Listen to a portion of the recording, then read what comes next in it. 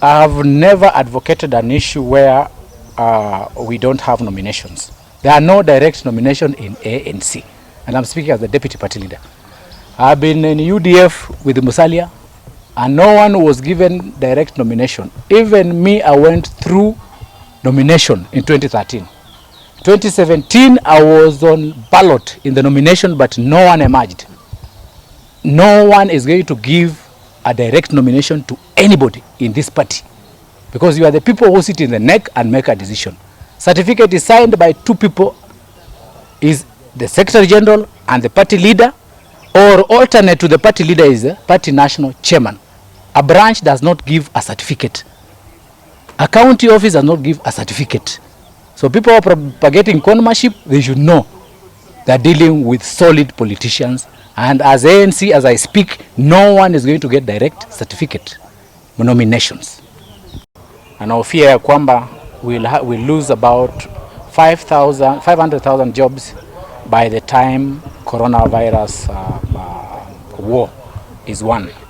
So I'm asking the President to direct the Ministry of Treasury, the Ministry in charge of Youth, the Ministry in charge of Agriculture, the Ministry in charge of Labor, to sit down with the Central Organization of Trade Unions and the employers, the Federation of Employers, to come up with a post-COVID strategy on how we shall retain back the 500,000 jobs that we are fearing that will be lost after the post-coronavirus.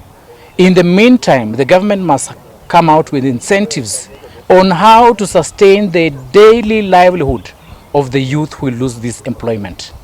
The government must come up with new tax measures, tax incentives, to ensure that these youth actually survive. The government must use all the means to sustain the youth while being out of employment. Even if it means slashing down by a half development budget, do it. Let's remain with the current budget.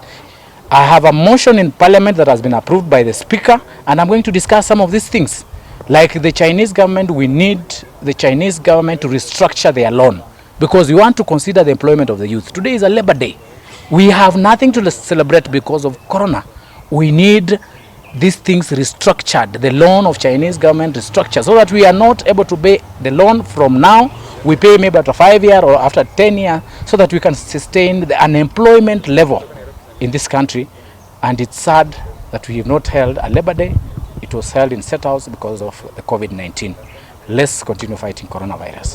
The issue of flood, Corona is not the only emergency that we have in this country. Corona is a worldwide emergency.